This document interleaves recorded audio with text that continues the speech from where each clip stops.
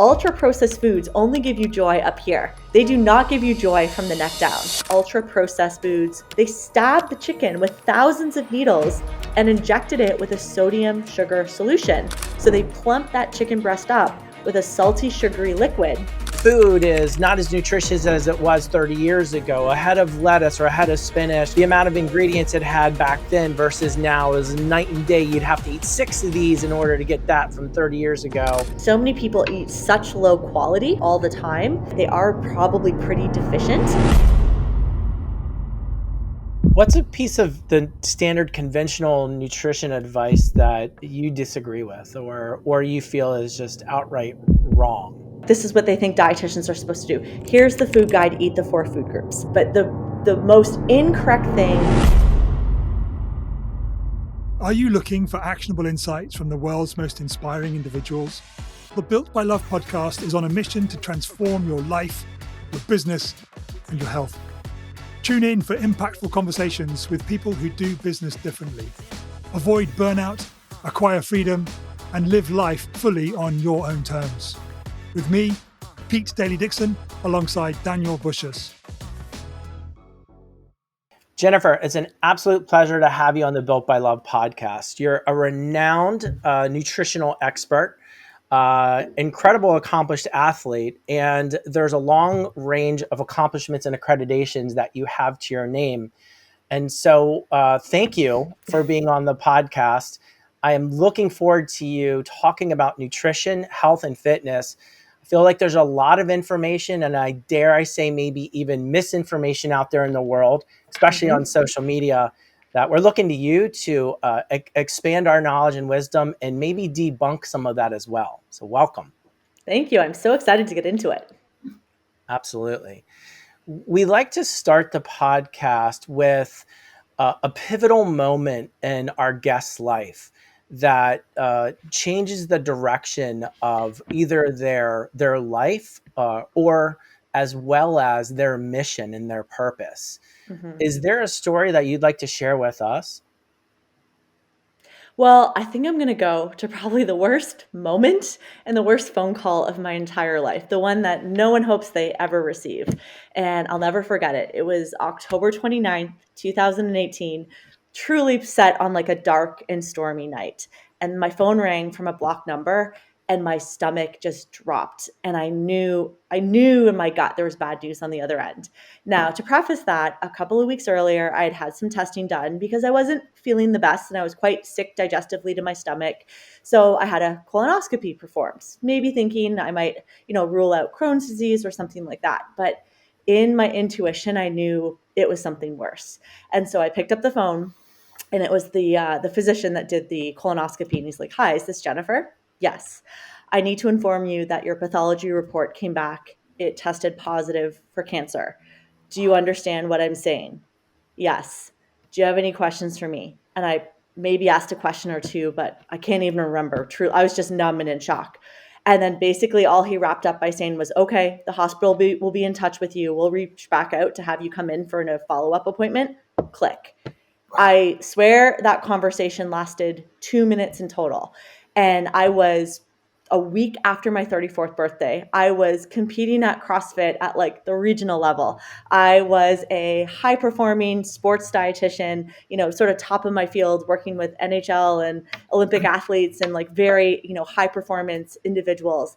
I was a food and university professor teaching, nutrition classes, and I just won the Excellence in Teaching Award. Like, life was great. I was happily married, with my husband, my dog. And in an instant, like, none of those accolades matter when your life is basically at risk. And this wasn't catching it early. I mean, I had been 5 to 6 years advocating to my doctor that something felt wrong. Something felt a little bit off. I really felt like I was becoming a crazy hypochondriac. And it started with some menstrual disturbances. And as a female athlete, really in tune with my body and fueling well, getting adequate sleep, stress management, healthy exercise. Like, I knew my self-care was excellent. And so my blood work was squeaky clean. I mean, I was jacked with muscle and super, super lean and looked really, really fit and healthy. So when you look amazingly fit and healthy, why would someone believe you that something really bad is maybe going on? And so in that moment, it was like this super deep sense of, like, relief is almost the wrong word, because I certainly didn't feel relieved, but it was like that whole, I knew it. Like, it was like my intuition the entire time was like, you were trying to warn people. And now finally, here's the news that you felt in your gut was maybe something was off. And I mean, they didn't catch it early. My cancer was caught very, very late. So I had stage 3 ovarian cancer. It had spread at that point everywhere inside my abdominal cavity. So my ovaries were obviously full of cancer, my uterus, my cervix. In my surgery, I lost my appendix, a third of my bladder, 2 segments of my large intestine. Like, from this phone call 3 weeks later, I got rushed into surgery. I had a big wound from my sternum to my pelvic bone where I was cut open, 32 staples and stitches. Like, my whole abdominal cavity opened up, and they basically had to like ravage cancer out of my entire abdominal cavity. Like, it was clinging to everything. And I had an unfortunate kind of ovarian cancer that's not, you get a nice hard tumor and they're like, oh, we cut the tumor, we got good margins, the surgery went great. This kind of cancer grows like a spider's web, where it clings and touches and grabs onto all your organs. So it has a really horrible prognosis. I think the survival statistic at my stage of diagnosis was it's about an 8% chance of making it to 5 years. And so when I woke up from my surgery, I basically was, no one was like happy or excited or, had a lot of positive. Everyone was, in the room where they're almost afraid to say something because, it's bad news. So everyone was tiptoeing around me. And basically the message was like, go home, get your will and affairs in order. It's a lot like pancreatic cancer, enjoy the time you have left, but you don't have a lot of time. And I remember, this is the other moment, is I looked that doctor in the eye and I was like, someone has to be in that 8%. Like, why not me? Why not if I have a positive mindset, healthy eating, a strong, healthy body? I mean, I accept I can't control the outcome, but I can control the inputs. And that's always something I've coached as a nutrition coach with my clients is this, put your target on the block, know what you're shooting for, but let go of the outcome and focus on the process. What kind of person do you have to become to achieve what you want to achieve?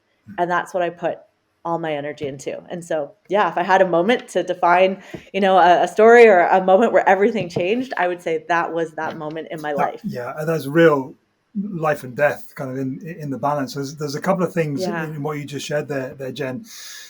Firstly, is like, I've heard it said is that no one knows.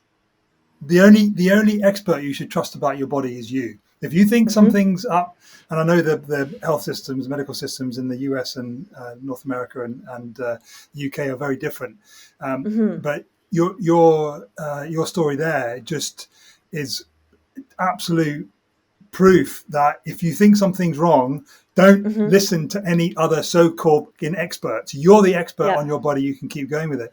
The other thing that came up for me is like, damn, if someone as fit and healthy as you can get cancer, then what hope do the rest of us have? Yeah. Well, so as I later learned in extensive genetic testing, I carry a really rare genetic mutation. It's like a P53 mutation that basically makes my body have a really hard time killing cancer once it's stopped. So it allows cancer to accelerate its growth. The stops and balances and checks are basically wiped out in this genetic mutation that I carry. So they actually thought that I actually had cancer like a long time ago, and this has been brewing and building. But because I've been so healthy, my white blood cells were actually doing their best to keep the cancer at bay. And they're like, we don't know how you were alive unless you were as healthy as you were. So I am so grateful that, like I said, I got really, really clear. And this is an exercise I do with my nutrition clients. I divide your energy into 3 circles. There's a green circle where you have full control. There's a yellow circle that you have influence over, and there's a red circle you have no control. And so where people find their highest levels of stress is when they focus their time, energy, and attention on the red circle of no control, because you're just going to hit brick walls. What are you talking about being in there? I'll give you an example. I'm Canadian. I'm not an American. Depending on how I feel about politics, there's a lot going on in the world as we record this podcast. I don't get a vote on who is president of the United States. So I could put a lot of energy into that, but I can't vote. I'm not American. I have no control. But what I can do in my green circle is how I show up and treat people, with the advocacy I want to do, the values and missions and things I want to bring forward to the world. So with cancer, for example, this P53 genetic mutation that almost seemed like I was destined to get ovarian cancer. And I have a long line of family members with breast and ovarian cancer. So there's definitely something in my family genetics connected to this. I unfortunately can't control the genes that were passed down to me, despite living a very healthy life. That, again, that nutrigenomics of nutrition, exercise, sleep, stress obviously interplays with your genetic presentation of what's going to show up when. So I was like, well, I own that green circle as well as I could. And then facing a life or death cancer diagnosis, I was like, I need to put all my energy into healing. And there was this very specific moment I remember where I promised myself I wouldn't be a victim and go, why me or poor me? I had way too many nutrition clients I'd observed over the years sort of take that helpless, very victim mentality. And things don't go well when you approach problems as a victim. And so I just promised myself I wouldn't say why me or poor me. And I was like, okay, roll up my sleeves. I'm not afraid of hard work. I'm not afraid of learning. I got super geeky and I went into PubMed. I read every single article I could find on ovarian cancer. This is kind of a cool life hack. They're just real humans. Those scientists that publish this research are real people. So you can find them with their university or hospital affiliations. And I started to track down ovarian cancer experts. And I use this phrase a lot: success leaves clues. And so I contacted researchers all over the world and I was like, I will pay you for your time. Can I hire you for a consult? What can you teach me about the ovarian cancer cases that you see go into remission, or the people that have the best chance of survival? Because you're on the cutting edge of the science and the research. And so I'm sure if I overturn some stones, success leaves clues. And I read a really incredible, helpful book called Radical Remission. It was a medical researcher named Dr. Kelly Turner. And what she studied were all these really advanced cases of what seemed like incurable chronic cancer. So stage 3, stage 4, people in my situation that were sort of sent home with like, best of luck, enjoy the time you have. And what she started to do was collect their stories, but then, scientifically categorize the things they all had in common. And lo and behold, it's nutrition, it's spices, it's laughter, it's nature, it's community support, it's processing hurt and deep painful emotions, it's slowing down, right? Getting enough sleep and not always rushing and being in a hurry. And so I really took what I learned from those scientists, PubMed, Radical Remission, and I was like, well, whether I get 6 months, 3 months, 2 years, I'm going to just focus on the inputs because that's what I can control. And I have to hope that's my best chance of getting the output that I want, which is my life and being in radical remission. And within 4 months of my surgery date, I had a full body PET scan. There was no evidence of disease. And at the 1 year mark, the cancer hadn't come back. And the 2 year mark, I was still cancer free. And I've just crossed the 6 year anniversary. So I'm in the 8%. I've hit that 5 years and beyond now. And I mean, I think there's some luck definitely to that, but I definitely think there were things under my direct control that changed the course of what was happening with my cancer inside my body. That's incredible. Congratulations, by the way. Thank you. Yeah, biggest accomplishment of my entire life, I think, to this point. Daniel, could I ask one more question before I let you go? I know you've been so observing. Jen, you've been very vocal in the most positive, encouraging sense about your cancer journey. That's not the first time you've told that story. And I think the more that story and the lessons you can learn from it, I mean, just that thing you told us about contacting the researchers, genius. I mean, you could apply that to any area of life. Right. What is there anything about that journey from getting that phone call on October 29th, 2018 to now that you haven't been asked about, so you haven't kind of shared? You know, it's something I don't share very often that I would really encourage all of us to do, cancer or not. I did this after I got diagnosed, is to track down all of your medical records. So your blood work, if you've ever had scans done on your body, especially if they're investigating things that are more serious, like CT scans, things like that. And I did that between the phone call and my date of surgery. Are you ready to take your business to the next level, but continue to be held back by marketing that fails to bring in new customers? It's time to stop settling for lackluster results, wasting your time and money, and focus on a proven formula for business growth. At Built by Love, we're more than a marketing agency.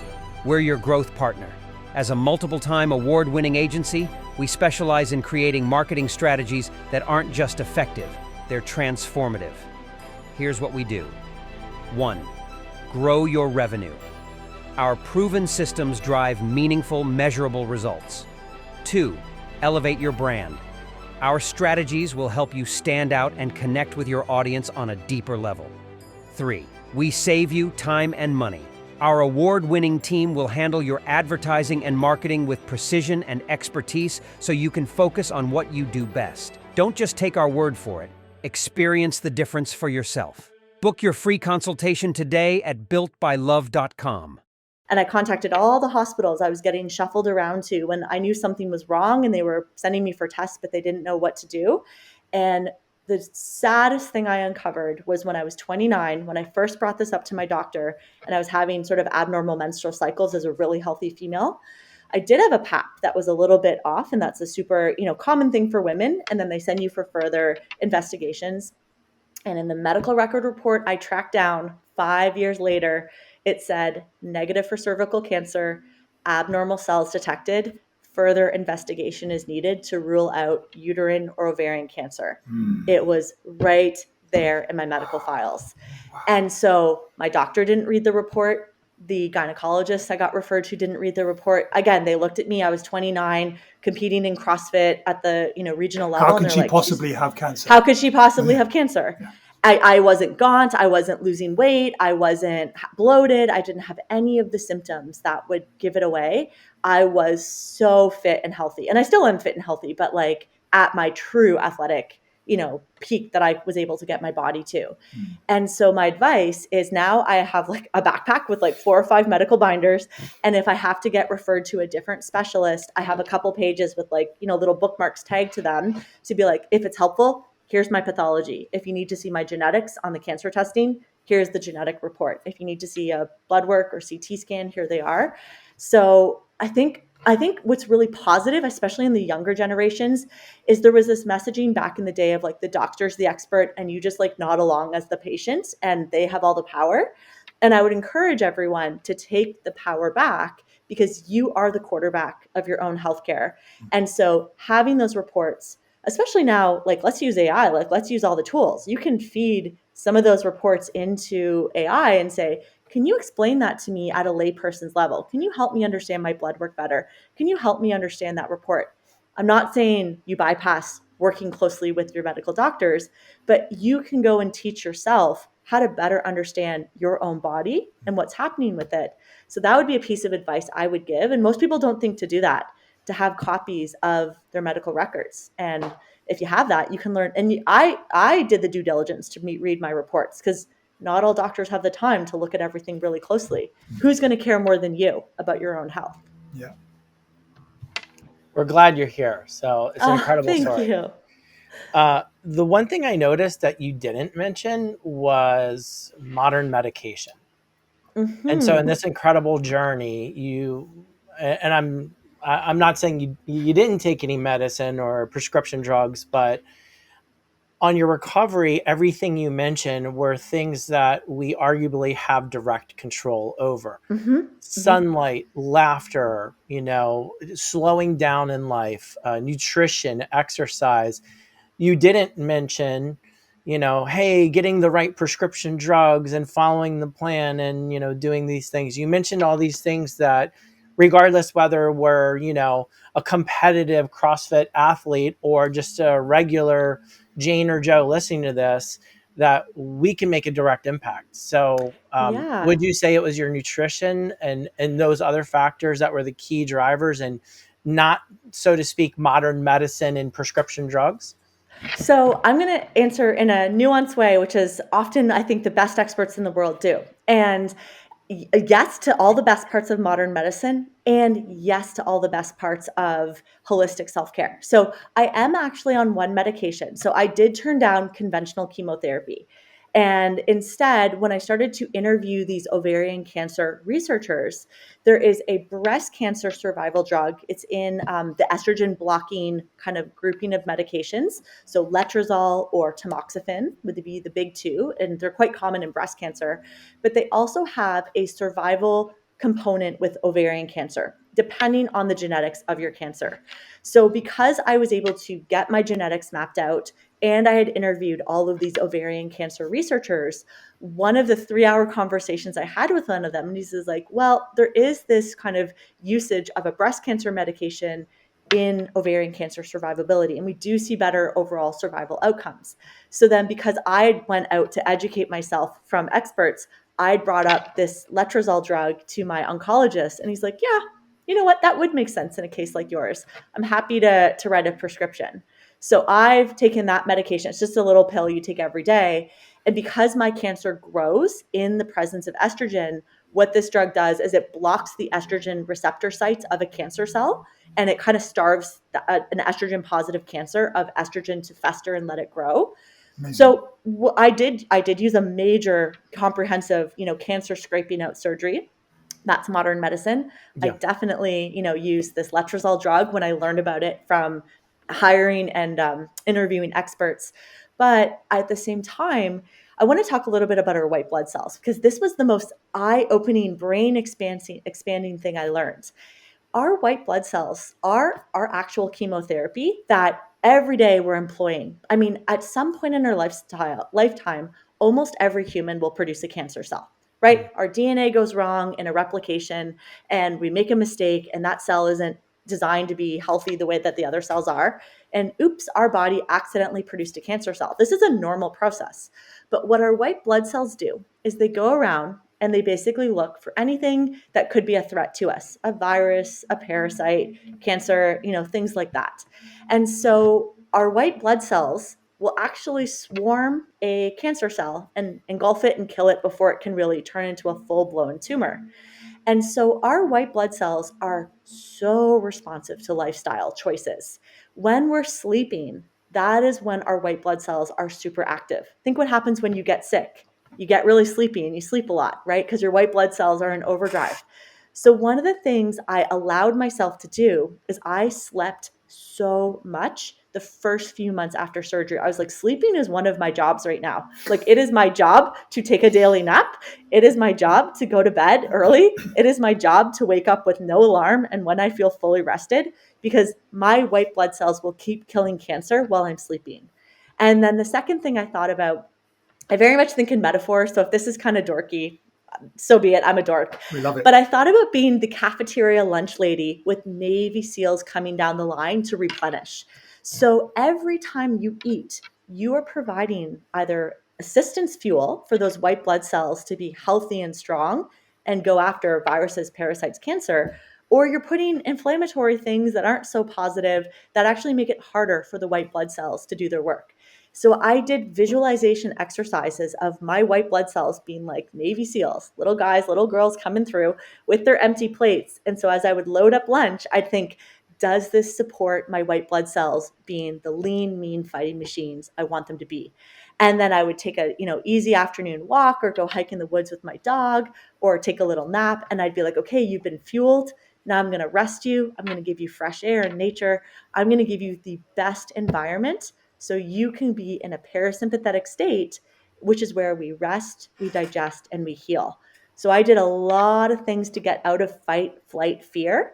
And I didn't face a lot of cancer with fear because I knew if I was afraid of my cancer, I was putting my body in an environment where it made it harder for those normal biological processes to work. So I did a lot of meditation. I did a lot of yoga. I sat in the woods and hiked in the woods a lot. I went by rivers. I went and climbed mountains. I learned to surf that year. I learned to ride a motorcycle. I hiked the Alps that summer. And I just was like, how do I put myself in environments where I can maximize my internal healing? And then every day I just did visualization exercises about my white blood cells finding, engulfing, and killing cancer. That's incredible. Amazing. What's a piece of the standard conventional nutrition advice that you disagree with or you feel is just outright wrong Oh or gosh, Great I misleading? mean, that is a really good question. One is, okay, this is a very this is what they think dietitians are supposed to do. Here's the food guide, eat the 4 food groups. No, everybody's different. Every culture is different. So the way I talk about nutrition to my clients is I talk real foods first. So I'm not, you must have milk or you must have grains or you must have, the 4 food groups. It's very much build your plate around wholesome real foods first. I want to see at least 50% vegetables at your lunches, at your dinners. I want to see a great source of protein.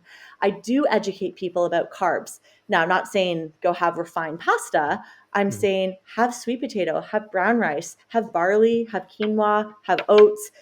Let's build some of those in. Now, carbs get dialed up or down based on your activity level. So there is some individualization there. But the most incorrect thing, and I will say this is a very North American perspective with food, is North Americans love a scapegoat and they love blaming something and they love reducing. So North Americans are like, this is bad, take this away, you can't have that. And now you've made someone's food box really, really small. Can I nerd out from a academic Yeah. perspective on why that doesn't work? So there is research. I went back to school and did my master's in behavior change psychology because I knew as a nutrition coach and a dietitian, my job wasn't really to teach people that broccoli's good and chicken's good to put on their plate. I knew that people had knowledge, but they were struggling with implementation. Yeah. And the way our nutrition messaging works today blocks people from implementing. When you do a reductionist approach, this is bad, you can't have this, take that away, it gives people less options and they're like, I'm confused now and I don't know what to eat. So there's a psychological principle around goal setting, and it's called approach versus avoid goals. And I'm going to play a game with you guys and give some examples. An approach goal is something that you say yes to. It's like you're trying to get a little point on a board. And I know you guys have YouTube shorts and visuals. So I'm going to actually show up a little visual of an approach goal. When I actually work with a nutrition client of mine, this is one of the first concepts I teach them. And so an approach goal, I want you to think about, yes, I got a point on my scoreboard. So this was a nutrition client of mine whose goal was to lose some weight. And she came in very much with a reductionist, oh, I can't have this. I heard this is bad. I'm trying to avoid gluten. I'm not eating this. And she basically then was just eating chocolate and cookies in the nighttime and kind of binging because she'd undereat in the day and then lose control. So instead, the approach goal setting is, what are you going to say yes to? Let's get a rep in your body on your scoreboard of yes, I did something really positive for me. So in her case, we had her cut up her vegetables and make a little veggie bucket. So that's front and center in her fridge. Veggies are all, ready to grab. I always kind of joke that the veggie drawer is the drawer of death. It's where good intentions go to die, right? You mean to eat well, but how many celery sticks come out kind of limp and slimy, or rotten peppers in the back. So we started with make your environment more supportive. You'll be more likely to make a positive choice if your environment is set up for success. So that was one of her first habits, was make a veggie bucket on the weekends. Then one of her approach goals was say yes to having vegetables, ideally twice a day. So we laid it out about the size of her hand, 50% of the plate. And I was like, she's like, do I have to use my Fitness Pal and track calories? I was like, no, that is too cumbersome at the level and stage that you're at. What if I just have you give me a check mark? I was like, the time commitment, 2 seconds. That's 1 second, 2 seconds. That's all the tracking required per day, 2 seconds. And so she got in this groove of repping out yep, veggies at lunch. Yep, veggies at dinner. She also had a pretty bad Coca-Cola habit. She usually drank a can of Coke every afternoon.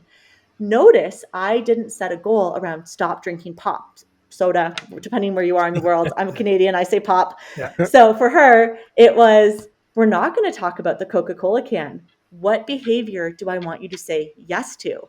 I want you to have an afternoon glass of water to replace the habit of the can of Coke. So we just did a little W.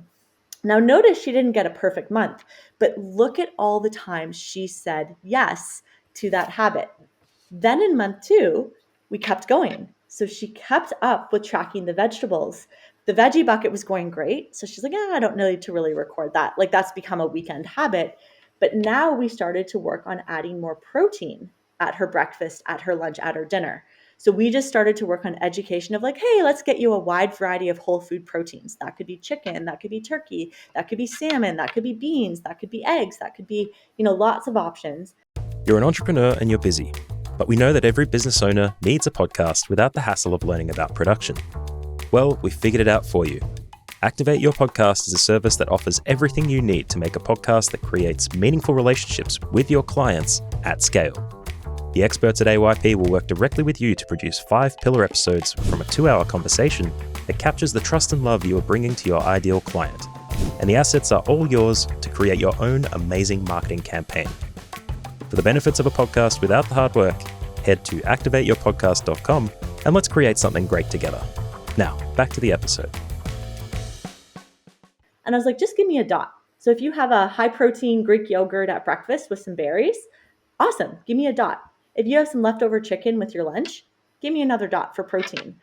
And then at nighttime, she was very much a stress, like I said, cookies, chocolate, ice cream, chips sort of eater.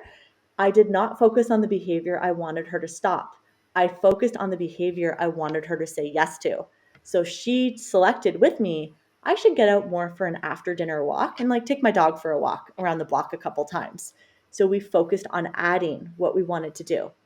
Now, that is all approach psychology. It is psychologically much easier to say yes, where you can get a daily ding of dopamine and serotonin, be like, ooh, I got the point today. Ooh, I got the point today. Ooh, I got the point today. And you create a positive reinforcing cycle that I'm the kind of person who takes these kind of actions. Yeah. Let me show you the opposite. The opposite is an avoid goal. An avoid thinks stop or back away.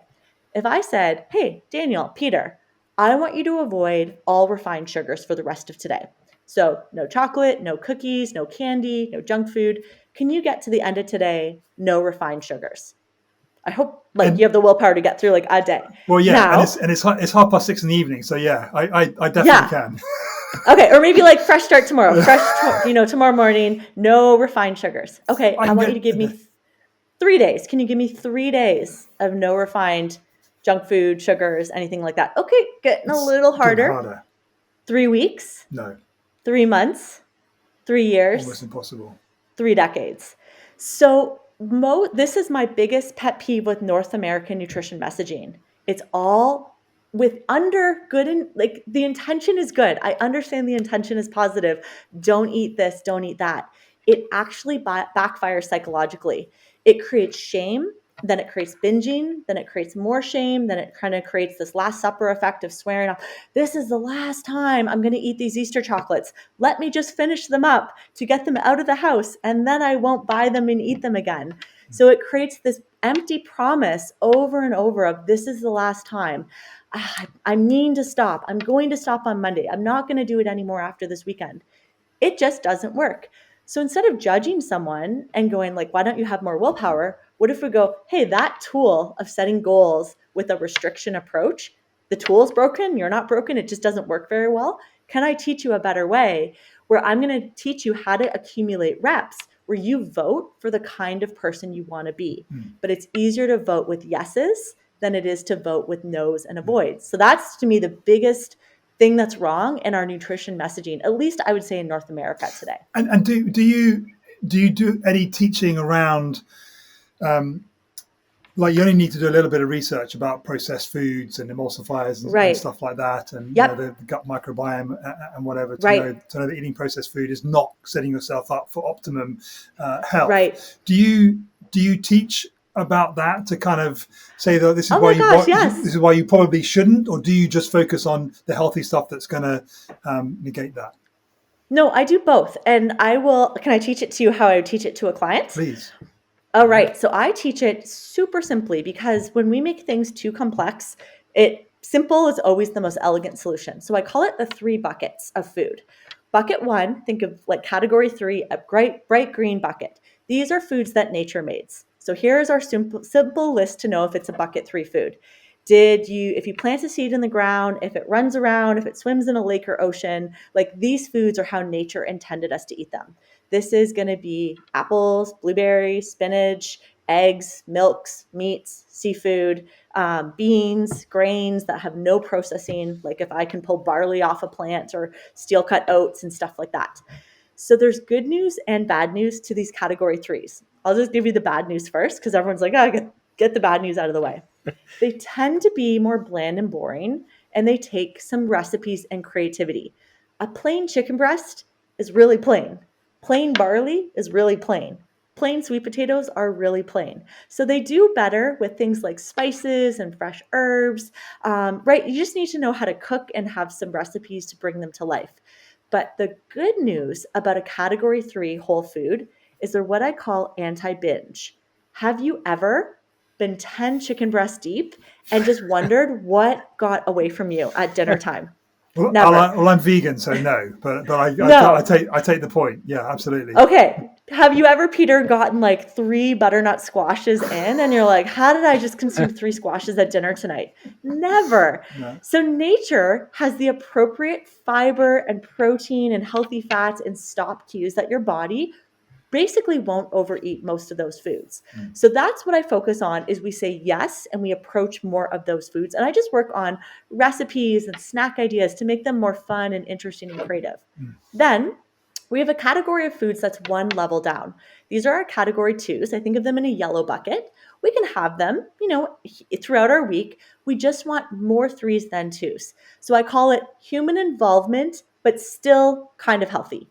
Think whole wheat bread. Right? So still some nutrients, still some fiber, but I've never been on a hike with my dog and been like, ooh, a whole wheat bread tree. Let me pluck some pieces of bread off for dinner tonight. Doesn't exist.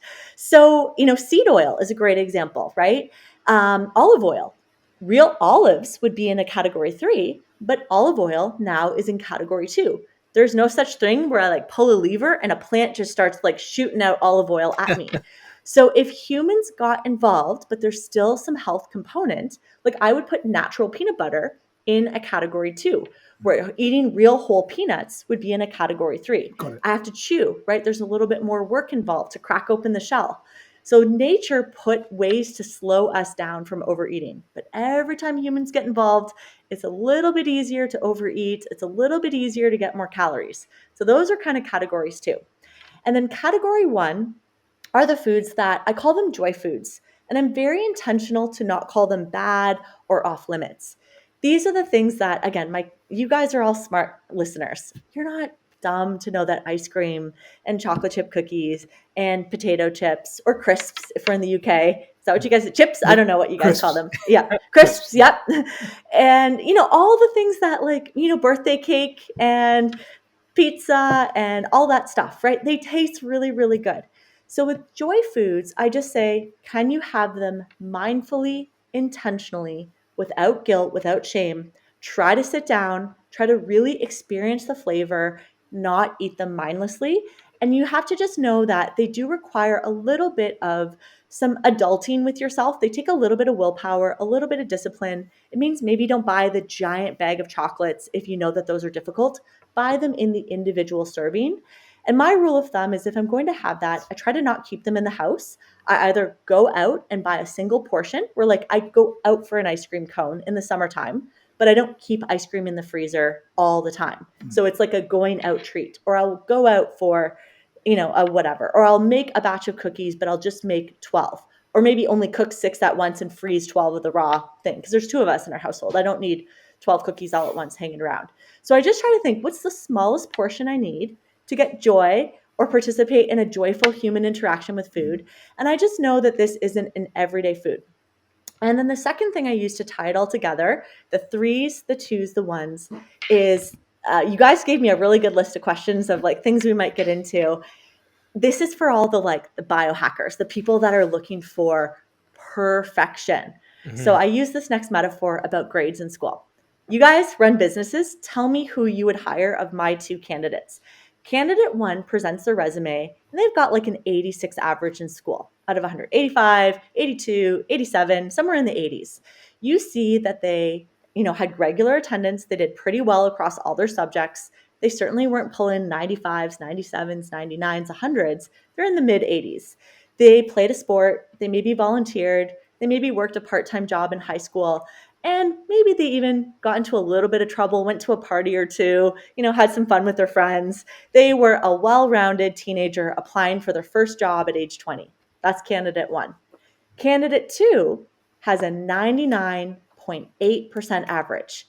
They did not play any sports. You saw that their after-school curriculars was every day of the week they worked with a different tutor. So Monday they had an English tutor. Tuesday they had a math tutor. Wednesday they had, a language tutor for another language that they spoke. And if they lost any mark on a test, they would go to the teacher's office in tears, upset and distraught that they got a 99.7, and that's harmed their 99.8 overall average. They are a nervous wreck that's always overanalyzing and thinking, and they can't let a little mistake go. Who do you want working for your business as an employee? Tell me about it.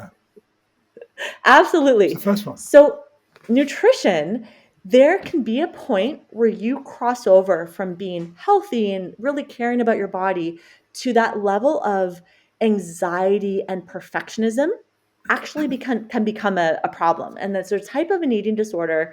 It's not anorexia, it's not bulimia, it's not one of the big ones, but it's called orthorexia, which is such a concern about perfect, clean eating that it in itself makes your relationship with food a bit disordered.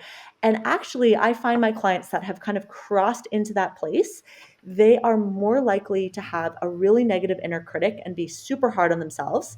They also sometimes more privately will binge or lose control. And then they're so embarrassed and ashamed that they try to come back stricter at themselves. I want the kid that got an 84 on a math test. And they're like, yeah, that was good enough. I felt like I studied as hard as I could. I'm fine with my level of effort. Moving on to the next test I've got it prepared for.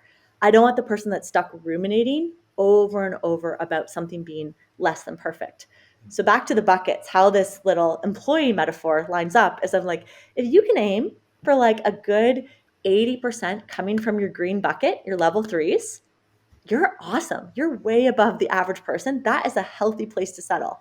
Then in that other 20%, you're letting some of the yellows in the middle work their way in. And then you've got to maybe a 5, 7, 10% coming from that joy category. Where have some chocolate, have some birthday cake, have some ice cream, have the things that your family enjoys cooking culturally, and just let it be without any shame or guilt, because those are our joy foods. But you have to adult yourself. You can't eat like that every day, all the time. One of the things I have heard, it's interesting you call them the joy foods, is something I've heard some people say is, well, I'm going to die anyway, so I might as well enjoy myself. And these foods really, really tasty, and I really enjoy them. So I'm just why can't I just carry on eating like this? I mean, I'm going to die of something. So so what? What would you say to that? Well, I mean, that's my dad. So I'm a dietitian. I have a dad who, this is a little bit sad news. He is quite literally going in for triple bypass surgery this week. So super sorry. Serious. Not great, but my dad is one of those guys of, I'm not willing to make any changes, right? He's pre-contemplative. He's very much, I'm going to die of something, and so be it. And so what I would say, How old is he? I mean, he is in his late 60s. He's old. old, but not super old. And I mean, I have yellow. I've influenced our food environment when he comes over for healthy, for dinners. I try to make it as healthy as possible without turning him off from the options that we're making. But it's very tricky. You have to recognize that everyone's relationship with food is their own business. So if I stay in my lane, my job is to take good care of myself nutritionally. And now, because I'm a dietitian, my job is to help my clients who have hired me and asked me to support and have conversations with them about their own eating habits. Then that's my business, because I'm a healthcare provider supporting them. But everyone gets really nervous when they're like, oh, you're a dietitian and we're at a party. I'm like, I am not looking what's on your plate. I am not judging what you're choosing to eat. How you want to relate to food is your own business. And there was a quote from James Clear in Atomic Habits, his book.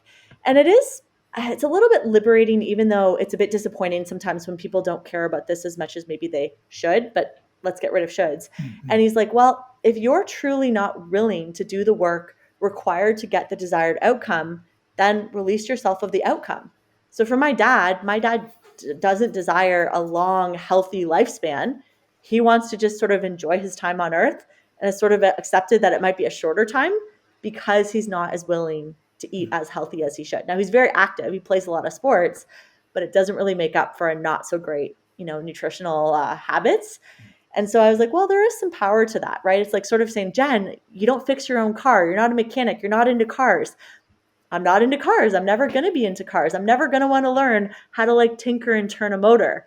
Hey there, entrepreneurs and business owners.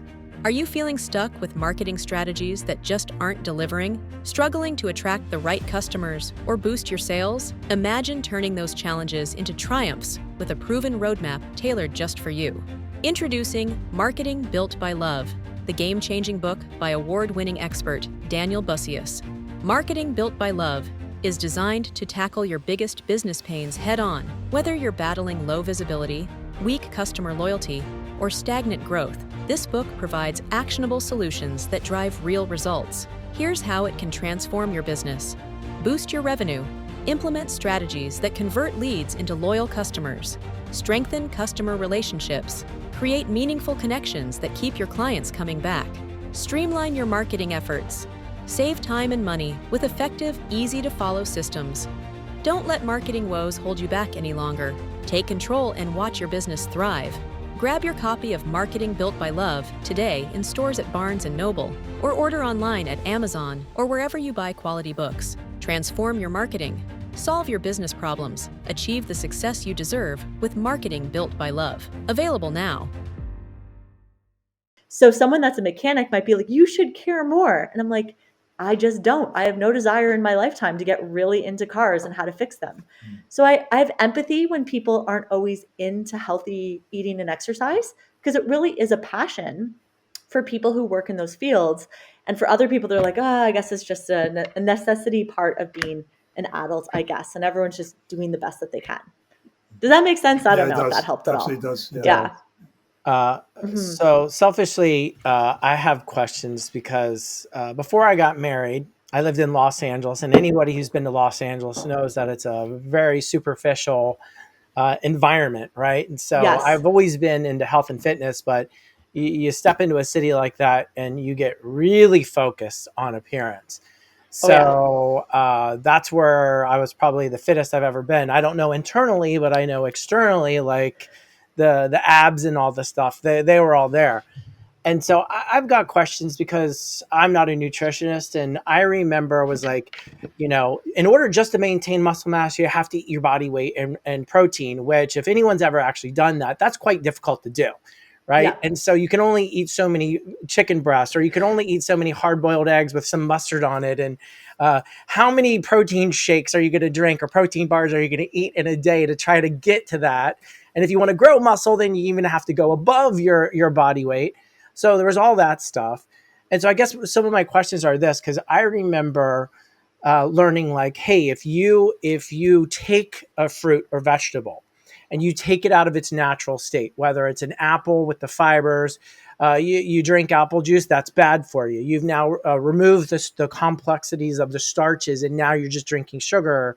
So that's one of my first questions is, because there's people out there that say you need to do a juice cleanse or just have some apple juice, or you know what, this is really healthy for you. And there's discrepancies out there of what's good and what's bad. And what's your stance on that? That's a great question. So like specifically to the juice, I go back to the bucket, and I would ask my clients, it's a little pop quiz of how well are they understanding the 3 buckets. I'm like, well, does apple juice fit in bucket number 3? Have you ever been to a tree that just starts shooting up juice at your mouth? Like, no. So you are right to go, is apple juice as healthy as the whole apple? No, it's not. We've now lost all the chewing, all the fiber. The health properties of the apple are not the same once it's been juiced down. You really are just getting the liquid carbohydrate sugar grams left over that were meant to be consumed in an apple that would take much longer to eat and swallow. And then your stomach would have had to pulverize that apple down further. And then it would have slowly released those carbohydrates into your bloodstream with the fiber, where juice bypasses all of that.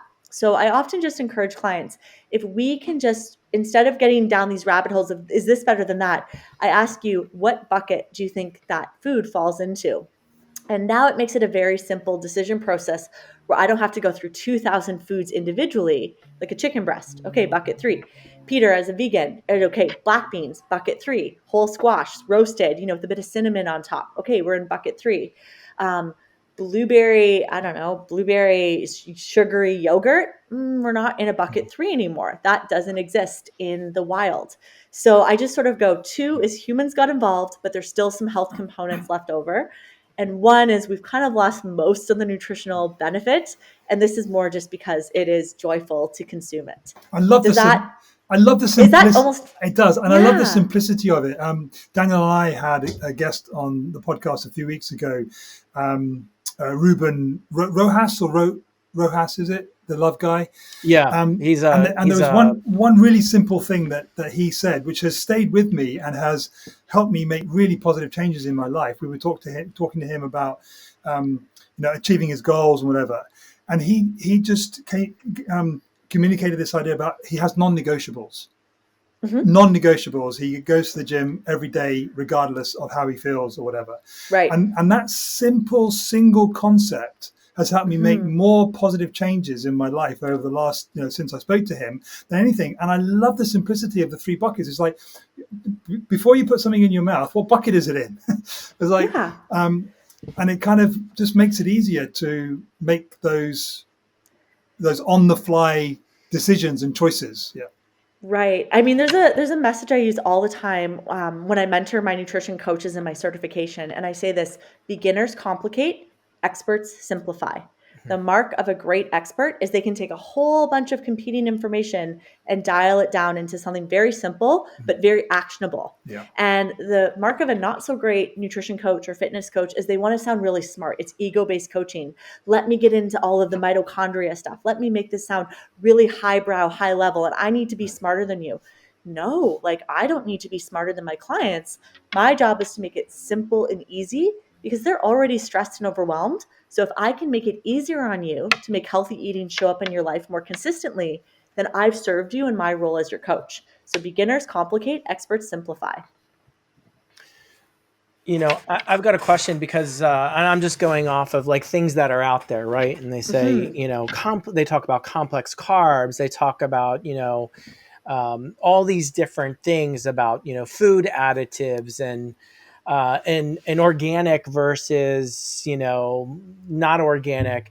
Do you have a stance on that? And I know in other countries like Europe, you don't have to worry so much about the pesticides and chemicals that are in the food, but at least in the United States, it's at least on the surface seems quite alarming of what's in the food. So do you have a stance on that?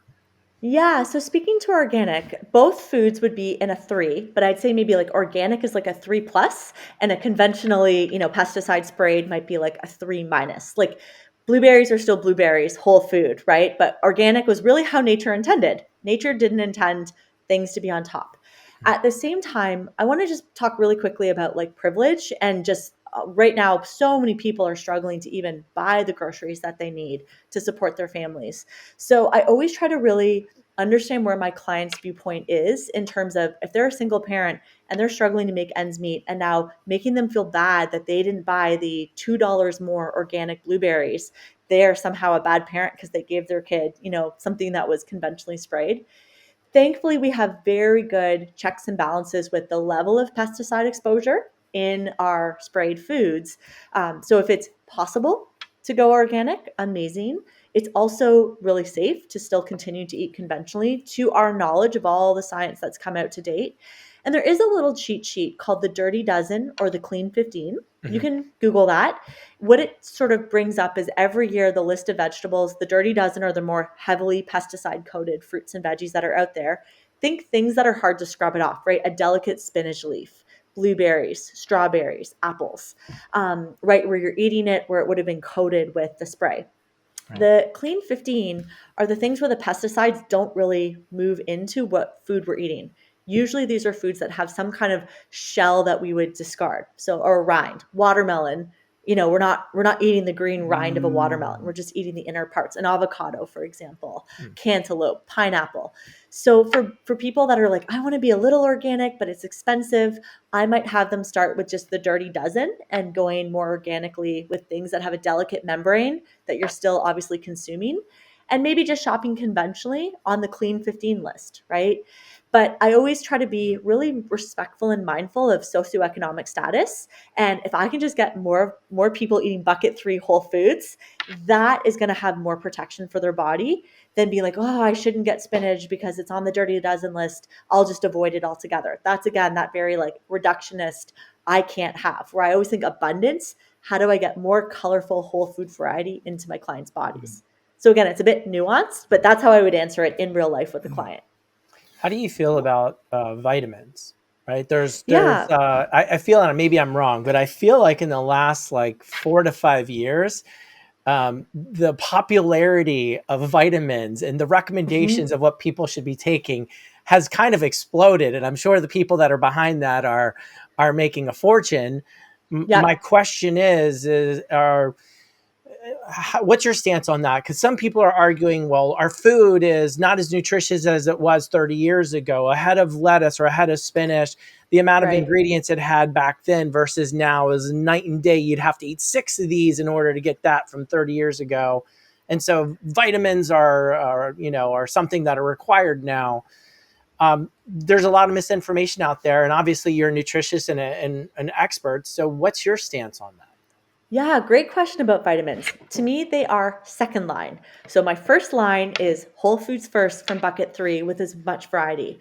I also do things that are very individualized to each person I work with. So I do an individual diet analysis where we measure out their iron, their zinc, their B12, their folate, their magnesium levels. So I try to show them, hey, like this is what you're currently getting from a snapshot of a few days of eating.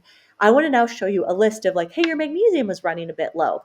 Well, if we add more pumpkin seeds, if we add a little bit more of these particular leafy greens, that's going to help get that up. So I always show people a food first way to bring up things that are low, measured for their body.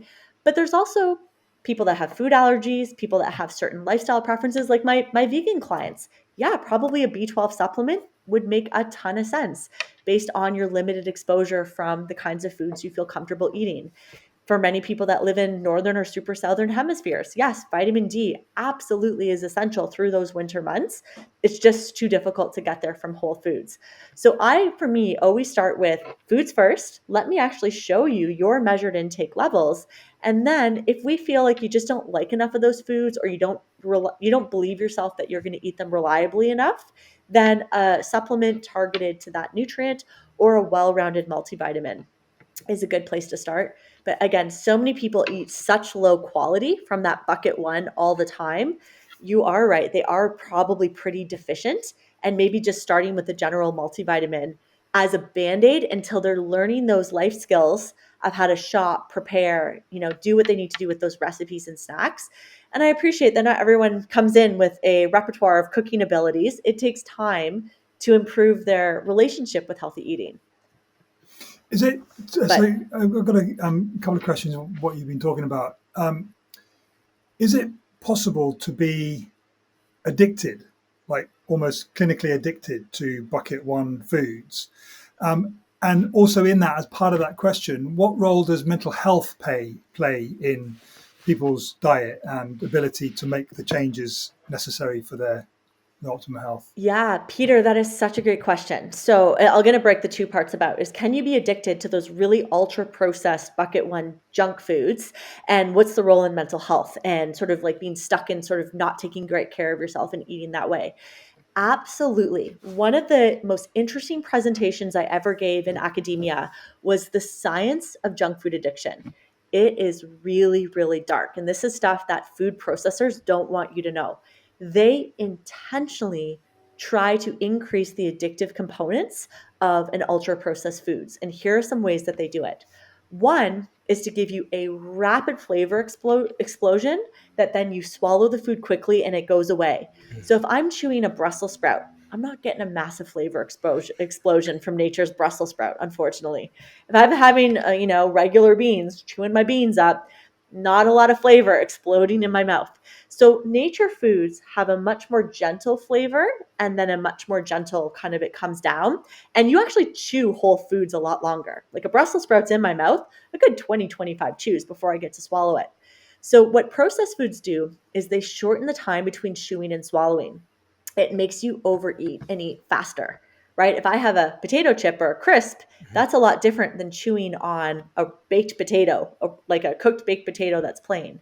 So one thing is to get the flavor explosion to go really high and then pull it away. And it gives you a stronger dopamine hit, where then you desire the next dopamine hit to come again. Keeps you kind of seeking for more. The second thing is they will do things that change the mouthfeel, the softness, the creaminess, the smoothness. If you notice foods that are very addicting, right? Some people struggle with bread or ice cream or cookies or candies or chocolate. They've really thought about that melt in your mouth, soft feeling. To the level, I'm going to give a really wild example. Someone in I won't say the American restaurant chain, but a very large, well-known restaurant American chain had chicken that you could get to go on like a healthy salad. And you're like, oh, I'm being so healthy. Look at me getting the dark green salad full of chicken breast, protein and veggies. Couldn't order better. Well, guess what they did in their processing plant? They stabbed the chicken with thousands of needles and injected it with a sodium sugar solution. So they plumped that chicken breast up with a salty, sugary liquid. And then because it was stabbed so many times, it had this softer, more melt in your mouth experience. I was like, man, when I make my grilled chicken and put that on salad, why doesn't my chicken taste that good? Like, why? But they've manipulated it again to make it more addicting. That's another thing. A third thing that makes those ultra processed bucket one foods very difficult is they will do what's called stimuli stacking. So we all know that sugar, salt, and fat are the three big ones that sort of pull people in with those more ultra processed foods.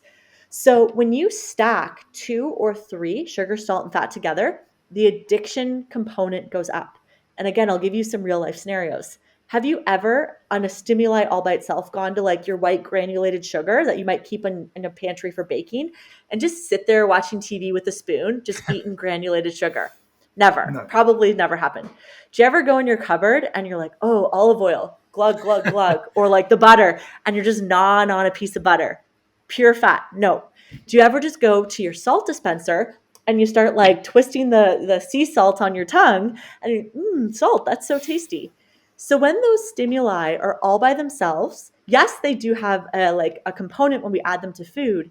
But now if I take sugar and salt together, so if I take pizza sauce that's salty and sugary, that makes that pizza more delicious. If I do a salted caramel brownie, oh my gosh, I've got sugar, I've got salt, I've got fat. If I take French fries and add the salt on top and the fat of the deep fryer, now I've made a French fry much more compelling. So they will intentionally play with the ratios and stack the stimuli, and that increases the addictive nature.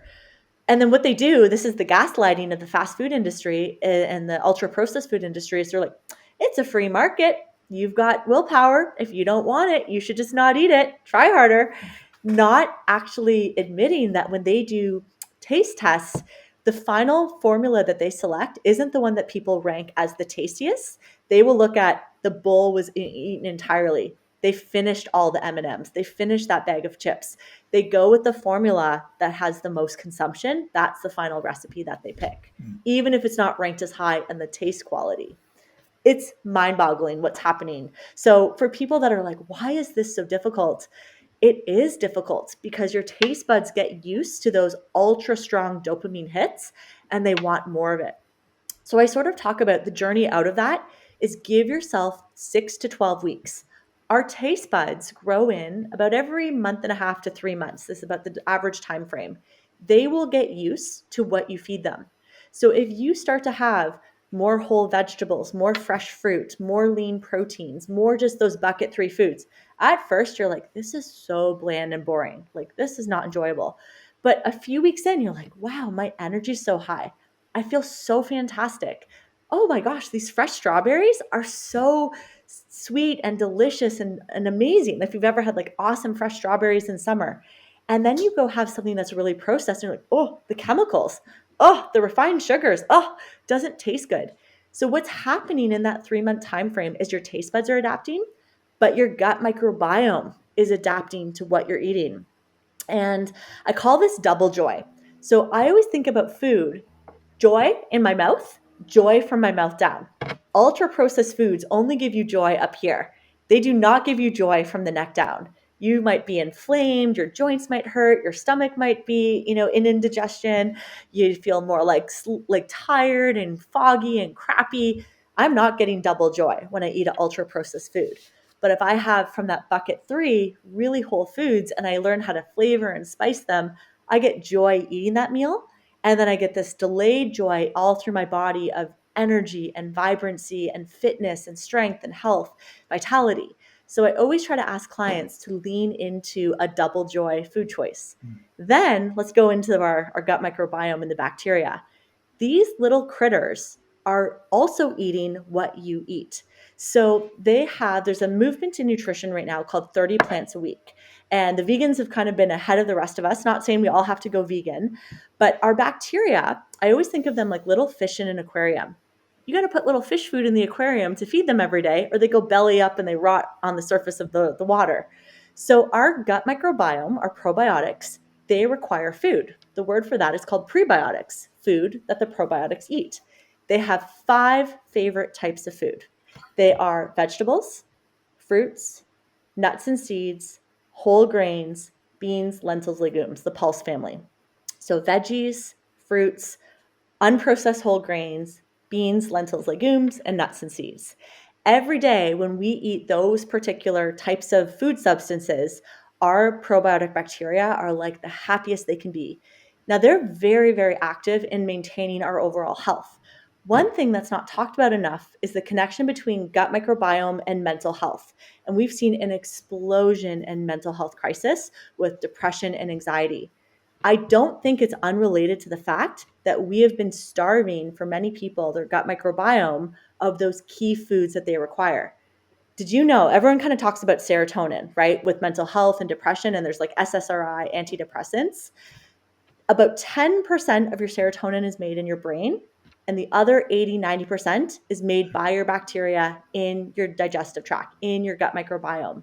So if those little guys aren't being properly fed, how can they do their job to make these important hormones, to make these important enzymes? They make things for us like vitamin K. So we need to take care of them by what we eat. And that starts with what we're eating, in that bucket 3 category. So I just think it's so fascinating that if we eat healthier, all these other great processes come along with it. I'm so Including glad mental you health, brought that up. Which you wouldn't necessarily make a connection with unless you knew. Right. I was literally just going to ask you that, Jen, because from what I understand, and please tell me what's right, what's wrong here, is the bacteria that sits in your stomach, right, will send signals directly to your brain to say, I'm craving this kind of food. So if you're eating sugary substances, you will have a larger growth of candida and other bad bacteria. And then what starts to happen is you start craving sugar, you're craving the ice cream, you're craving the chocolate, you're craving those things. Now you're in the downward spiral. Yeah. And then the candida continues to grow and other bacteria as well. And so you actually end up having a bad bacterial, a bad microbiome. So how much is that true? Because you kind of touched on it and you hear about it, but I don't think a lot of people really drive that further of saying like, hey, if you're eating a lot of carbs, a lot of simple carbs, not complex carbs, what do you think that's getting processed into your gut? What do you think that's feeding? Why do you think you're having, migraines or this or other things? So can you elaborate a little bit about that? Yeah, I mean, when we start to make from those like bucket 1 choices as a good majority, at least 50% or more, it's going to disrupt all of how our body's meant to work. And I normally draw this on a picture, but I'll try to use my words. I talk about the 4 points of fullness your body uses to regulate appetite. And when we kind of ignore whole foods, this whole system breaks down. So the first point of fullness starts in your mouth. It's chewing. How our brain is trying to understand what to eat and how much begins with like, I need to chew food. So again, if I drink apple juice, I'm confusing my body because I was meant to chew that apple and break it down slowly. That's not involving the bacteria yet, but the bacteria are involved in this overall picture. So step 1 is if you feel like you're in a downward spiral, we got to get you back to foods that have more fiber, more protein, take longer to eat and chew. That's the first way our brain recognizes that we're eating in a way that supports health. So tough foods, real foods, fibrous foods, lots of chewing. And again, most of us eat too fast and we wolf our food down without chewing it properly. So slow your chewing down, chew your food well, and eat more mindfully, Guilty. not with screens. Guilty. Step one, right? So most people have already messed it up at the level of their mouth. Then in the stomach, we have these awesome receptors. One of them detects kind of the amount of volume and pressure on the walls of the stomach. So if I have you guys over, I'll make it vegan for Peter. Come over here. We're going to do a big rainbow kale salad with peppers and mango and cabbage added to it. I'm going to do a quinoa, complex grain with mint and a little bit of balsamic and olive oil drizzled on top with like some almond chunks kind of crunched into the quinoa. And then I'm going to make a lentil kind of like stew or chili to go with that as a little bowl on the side. I'll be there in and so we're 5. eating our big salad. And we have to like chew all of that. Now, I'm going to be a bit of a stingy host. You're only going to get glasses of water to drink here, no alcohol. And for dessert, I'm going to go down the street and there is some fresh strawberries from our local farmer's market. And we're going to get like fresh strawberries to go with that. I'm like, that's an awesome summer meal. And we have to all chew it and swallow it. So our mouth is at work. And now it's actually going to fill up quite a lot of volume in that stomach bag. So those pressure receptors are like almost like a punching bag. They can feel the food hitting the walls of the stomach. If I then take you to McDonald's and I don't get you a great dinner and I get you a large Coca-Cola or root beer, I get buns and burgers and fries, and I give you an ice cream cone for dessert, not vegan friendly, I'm sorry, Peter. We don't have to work for super hard to chew because most of that food's already pre-softened, right? The fries are pre-softened. The bun is pre-softened. The meat's been pre-softened. I'm not chewing as long. There's not as much fiber. So even though I get more calories from that fast food meal, I'm actually deriving more fullness from the chewing I did at my home meal and my stomach bag filling up with all that volume. Then our third point of fullness is there's a little ring of muscles at the base of the stomach between the stomach and the small intestine. It's called the caloric sphincter. I treat it like the bodyguard or the bouncer at a club. Its job, okay, this is a little bit crude, I'm sorry, but it's like a butthole. It's meant to be a tight ring of muscles and only open when it's given the right command. And the command for the caloric sphincter to open is soft, mushy, safe food. Its job is to protect the small intestine from getting ripped or shredded or torn from a rough piece of food that's still undigested. Gotcha. So my rough kale spines in my salad, my crunchy almonds on top of, the meal that we had, that lentil, that bean component is going to take a while to break down. So what the caloric sphincter does when the food is still quite whole and breaking down is it goes, nope, not yet, nope, not yet, nope, not yet. And so their meal will keep hitting it, but the caloric sphincter isn't ready to open. So it churns that food for hours and hours in your stomach. And then it opens very slowly and lets little squirts of wet, mushy food move along to start getting absorbed. That's why our blood sugar goes up so much more slowly with whole food, real meals. But if I go drink apple juice and have French fries and, like a burger that's really soft, if I have a glass of alcohol, that just goes through right away. If I have really easy to eat candy of some kind, that's going to go through right away. So I get this rapid rise in blood sugar and a massive fall. And that can actually create increased cravings. Our body's designed for blood sugars to go up nice and slow and then modulate and come back down. But now our fourth level of fullness is all the way in our large intestine or our colon. And this is finally where our bacteria get their role in teaching us to not overeat. So think about humans before processed food ever existed. We all live in caves and we can only eat bucket 3 foods because that's all that exists. Well, again, I talk about poop as a dietitian, so poop's going to come into this podcast. Maybe you didn't know I was going to go there. We were meant to have waste come out the back end because we eat a lot of roughage. And then we've got some roughage that needs to exit our body that was indigestible. So our bacteria, especially with that group of 5, veggies, fruits, grains, beans, and nuts and seeds, would have had access to those fibers going through our large intestine. That's now nourishing the gut microbiome. And then the very end of what they couldn't use or extract or work with was just built up fiber that would turn into feces or poop, and out it would go. Now, if I have an ultra-processed food, extremely low in fiber and very much lacking in fruits, that list of 5, Now it all is getting absorbed in my small intestine. How much waste do you think I'm passing along to the large intestine, to my gut microbiome? Very little, because all of that ultra refined sugary, carbohydrates and foods was getting pulled out in the small intestine. Now your bacteria is like, this is weird. Where's my food? So it's now, am I in a famine? Am I in a low food environment? Why isn't there a lot of roughage coming past? Oh my gosh, I should maybe have you crave more food because I'm not getting fed. So go find me some food, go eat something. And so, can you see how we need to chew food in our mouth, not inhale it or drink it? We need to actually have food that takes up a lot of volume and pushes on the walls of the stomach. We need food that takes a long time to break down, so the caloric sphincter holds that in the stomach for longer. And then we need to make sure that we get roughage that's going to move all the way down to the large intestine to then nourish your gut microbiome. And they actually will create something called an SCFA, which is a short chain fatty acid. So as your bacteria process fiber, they make this special substance of a type of fat, an SCFA, and it actually nourishes your colon cells. And one of the working theories is that as SCFAs get too low, it can trigger hunger cues, even though you've had adequate calories, because your body's like, where are those SCFAs that were supposed to be made in my colon? Oh, there's an absence of them. So humans normally that were starving to death in famines wouldn't have made adequate SCFAs because their bacteria weren't getting food. But our modern food environment is very strange because it gives us calories without nourishment. And that nourishment isn't making its way down all the way to the bacteria at the bottom. So I always draw this out for my clients. And again, I try not to overcomplicate it, but I'm like, we got to hit your 4 points of fullness. You got to chew it slowly and mindfully. You got to have food that takes up a lot of volume in your stomach. You need things that have difficult textures that take a long time to break down. And we got to make sure that we're feeding those gut microbiome bacteria because they're going to give you stop cues.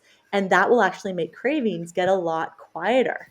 And so instead of telling about clients what not to eat from the junk food category, avoid, I go right into approach. What do I want them to put more on their plate to biologically start to get these systems firing on all cylinders? Does that make sense? You'll know what I'm about to say now, Jen, and that is, you are an awesome educator. Absolutely, Thank you. hands down. I feel like I've been to an undergraduate course in nutrition on this episode. Like I've known a lot about it because I am interested in my health, but I feel like I've learned more about the why on this episode, this conversation with you than ever before. I don't know what you think, Daniel. Amazing. I'm so glad. gosh, Thank yes. you. Amazing. Absolutely. I'm listening to this and it's incredible. And what I'm thinking about our listener, right? I'd like to say I'm an active, healthy lifestyle, all of those things, right? A lot of our listeners are into personal health and wellness and things like that.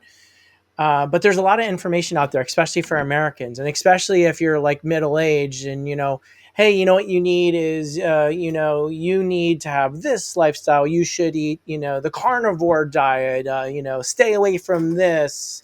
There's all these different things, and I won't get into all the different diets, but Jen, I'm sure you're probably aware of them. I mean, obviously there's vegan, there's pescatarian, there's, the paleo diet, there's the carnivore diet, and and the keto diet. And everybody is different, but where do you kind of sit into that realm of what should someone be feeding their family or themselves? And I know you can't say, well, Daniel, I don't know you and I don't know your health, so I can't give a recommendation. But overall, if you're, for whatever reason, not a vegan, I eat heavy on the steak side, so I don't know if that's right or wrong. But like for an overall person that's listening, a general person, what would you recommend to them? I have a very simple sentence, so I'm going to read it to you. And this is one of the things I give out to my clients in our Healthy Habits book. And then it becomes let's talk about you as an individual. But as a general guideline, I start with eat mostly minimally processed whole foods. Stick to healthy options such as vegetables, fruits, nuts and seeds, unprocessed whole grains, beans and legumes, dairy products with few ingredients, if it doesn't upset your stomach, lean meats, fish, shellfish, eggs, and natural nut butters. Now, the golden rule is you add or subtract from this list to suit your body, your personal goals, and focusing on what makes you feel the best. So it's a basic sentence on, we're going to start with this bucket 3 foods from a wide variety of options that give you protein, vegetables, complex carbs, healthy fats, but we're going to have a nuanced discussion of personal preferences. Ethically, do you align with veganism? And that's super important. And me telling you to have steak is a no-no, right? So I really do try to take the best parts of whole food eating. And if you look at the diets air quote that are the healthiest, they're trying to basically pull people into the level 3 bucket, but some of those diets still keep that reductionist, oh, I'm carnivore, so this is bad. So I try to take the whole food approach without saying you have to eliminate because you've heard these rules online. And then we just look at it objectively, like, how do you feel? If dairy makes you always run to the bathroom sick, dairy is not on our whole food list for you, because clearly you might have a lactase enzyme deficiency and it just is something that genetically doesn't agree with you. And that's perfectly fine. But I like to start there. And then people are like, okay, phew, I'm not being told all these things are off limits. Because again, coaching for 15 years in nutrition, people short-term can white knuckle with willpower when they have to remove things, but it becomes harder to just become part of their lifestyle and their identity as a healthy eater when it's too restrictive. That makes sense. There's every chance that the listener may feel that they want to make the changes and they want help doing that. What kind of help do you give people, and what kind of people do you give help to? Yeah. So as a dietitian, I work with just so many regular people looking to eat healthy and, have their own best relationship with food. I do quite a lot with the cancer community. So I definitely have people that contact me with a diagnosis of cancer, and we will look at their nutrition, measure their nutrient intake, and then give targeted guidelines of what they can change. And the other kind of place that was sort of an accident is, like you said, I love teaching this stuff. And so in the pandemic, I started having fitness professionals and coaches sort of go, I heard your business has just exploded, and can I get your systems? Like, can I get your healthy habit book? Can I get your examples of how you like to teach things? And so I just created a masterclass. Like, I created a full nutrition certification. And so the other group of people I love helping are coaches who want to coach nutrition better in a way that doesn't create overwhelm, has that element of simplicity and that gamification and storytelling. And then I've shared all my resources with them. Or honestly, I get people that are like, I'm just so tired of all the noise. Can I go through it just to learn about nutrition as a deep dive, whether or not I'm going to actually go out and be a nutrition coach as like a side hustle or a full thing? And so I get a lot of healthy eaters that are just like, I just want to really learn about all the facets of nutrition through the lens of a university professor, a registered dietitian, and someone that's been in the field coaching for 15 years. So I work with people one-on-one, and then I work with coaches, and I would say like kind nerds is kind of the people I attract. So those curious, nerdy, very kind human beings who just want to learn more about nutrition and not like, I will dogmatically fight you to the death that you didn't say carnivore was the best diet. Like, I don't get those people.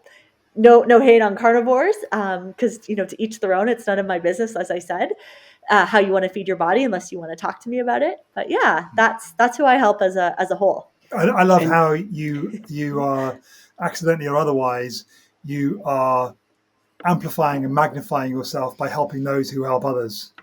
Yeah, that's awesome. That was my gift from cancer. There was this very distinct moment again, I did some alternative treatments, but I had this really impactful Reiki session, energy healing, and my throat started vibrating. So this might be weird or divine intervention. And there was this repetitive thought for the entire Reiki session I couldn't stop thinking about. And it was, you're playing too small. You're ready to step on a bigger stage.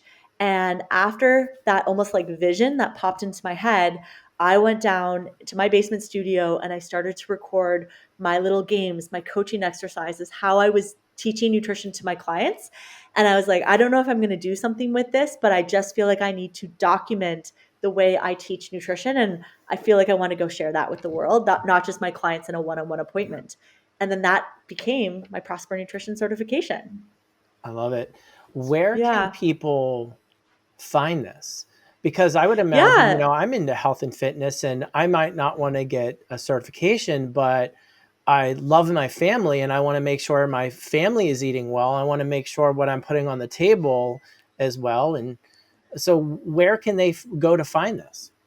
That's such a great question. Thank you. I'm over at prospernutritioncoaching.com or prospernc.com. Either of those will end you up there. I have a YouTube channel where I try to give away lots of free nutrition coaching videos. So that's also Prosper Nutrition on YouTube. Or you can find me on Instagram at prosper_NC. Reach out anytime. I just want to make the world a healthier place. And I love helping, like I said, those kind nerds, those curious people that just want to keep going deeper into this. And so if a CEO is listening to this, they would be able to find you and reach out. And can they hire you to give them a nutritional consultation and walk through maybe even a food plan for them or their family? Definitely. That's something I help with all of the time. This is incredible. Jen, I could spend literally 3 hours asking you questions and having conversations. And I've got the 3 hours after you, Daniel. Okay, so you. I'm so glad you guys got to pick my brain. This was a ton of fun. Yeah, absolutely. Well, we will definitely have to have you back on. Before we wrap up, are there any last words that you'd like to share with our listener? Oh, I love that. You know what? I have something on just the wall beside me that's framed. And I always like to remind people to just be curious, be kind, and be honest. There is too much of an inner bully or inner critic narrative for so many high achieving individuals. They're so hard on themselves. So if you are looking to eat healthier, just come at it from the lens of being really curious, be kind to yourself, and then be honest. Take a look at what's going well and what can I make better. And I love that there's a mental health component to food. So I always want people to leave not ever feeling judged or shamed, but empowered that they can be healthier and make better decisions. So that's my little lens that I coach nutrition through. Be curious, be kind, be honest. Incredible. Thank you so much. Thanks so much for listening to this episode of the Built by Love podcast. If you found the conversation inspiring or helpful in any way, then head to builtbylove.com/podcast and make sure you're subscribed to our email list. Please also take a few minutes to leave us a rating and review wherever you get your podcasts, and share this episode with a friend that you think it might help. Each review helps us to spread the message of love to more people. See you next time on the Built by Love podcast.